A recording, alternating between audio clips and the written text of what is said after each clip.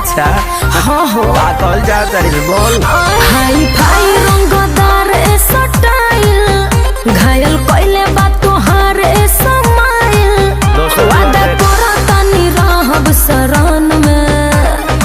कोनो फायदा नहीं है एगो लड़की बसल बिया मन में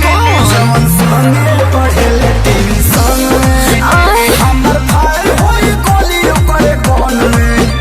जवन संगे पढ़ेले टीवी संग में समझ में आइल पागल भइल बड़ा का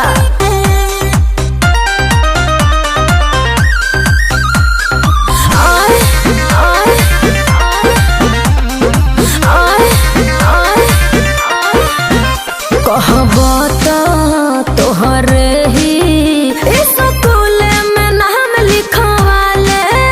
सारा दुनिया से लड़के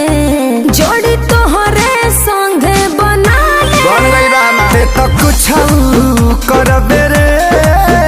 तोरा हाथे न आई बड़ी अपना माई के बतहिया ओकरे के बनाई बरे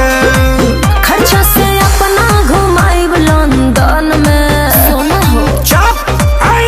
एगो लड़की बसल बिया मन में जवन संगे पढ़ेले टीवी संगे ओकरे संगे शादी होई ना दहनी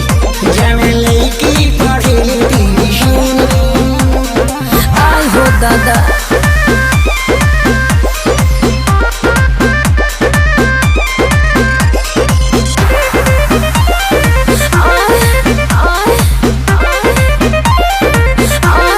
हमरा से उसुनार ना होई चुना मुनिया बात बना रही। भल साटे माथे पर बिंदी चाहे के तो नो पेनी नो थुनिया मुँह पर मेकअप मारी के ते तो चमकत बाड़े रे